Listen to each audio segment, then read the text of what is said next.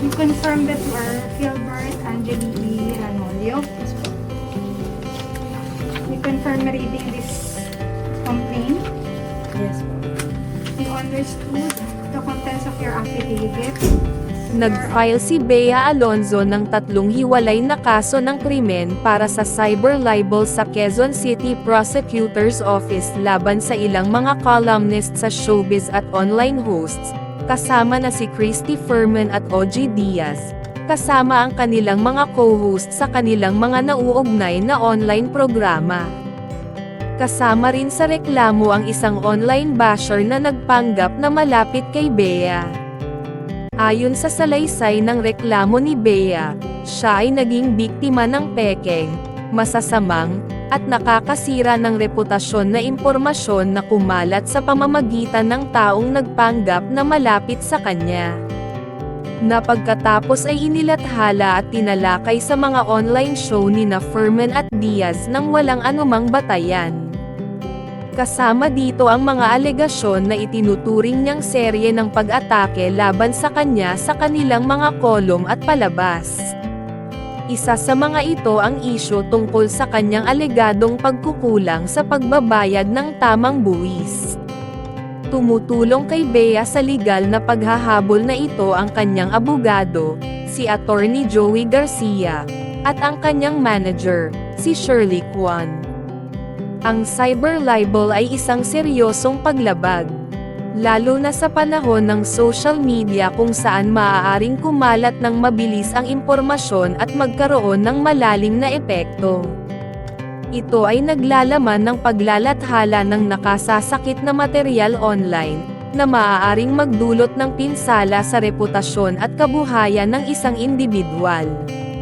Ang desisyon ni Bea na ipagpatuloy ang legal na aksyon ay nagpapakita ng kanyang dedikasyon sa pagprotekta sa kanyang integridad at paglaban sa mga pekeng alegasyon at masamang hangarin. Mahalaga ring tandaan na bagaman ang kalayaan ng pananalita ay isang pangunahing karapatan, ito rin ay may kaakibat na responsibilidad. Dapat tiyakin ng mga mamamahayag, columnist, at online hosts na ang impormasyon na kanilang ipinapamahagi ay tama at hindi naglalayong makapanakit ng iba. Ang pagkukulang sa pagsunod sa responsibilidad na ito ay maaaring magdulot ng legal na mga kahihinatnan, tulad ng mga alegasyon laban kay Furman, Diaz, at iba pa.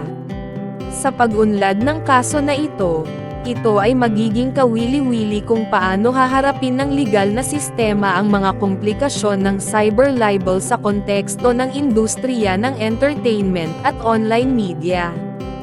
Ang tapang ni Bea sa pagtayo laban sa kanyang inaakalang kawalan ng katarungan ay naglilingkod bilang paalala na ang bawat isa, anuman ang kanilang katayuan, ay karapat-dapat na tratuhin ng may dignidad at respeto. Sa kabila ng kanyang katayuan bilang isang kilalang artista, hindi nagdalawang isip si Bea na labanan ang mga alegasyon laban sa kanya. Sa pamamagitan ng kanyang hakbang na ito, ipinapakita niya ang kahalagahan ng pagtindig para sa katotohanan at katarungan, anuman ang maging bunga nito. Ang kanyang pagtitiyaga sa proseso ng batas ay nagpapakita rin ng mensahe na ang bawat isa ay may karapatan sa patas at wastong paglilitis.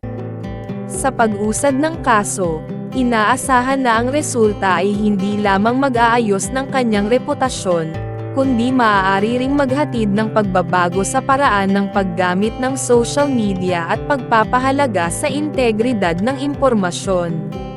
Sa pagiging boses sa laban ng kanyang karapatan, nagbibigay si Bea ng inspirasyon sa iba na huwag manahimik sa harap ng pang-aapi at pang-aabuso sa online mundo.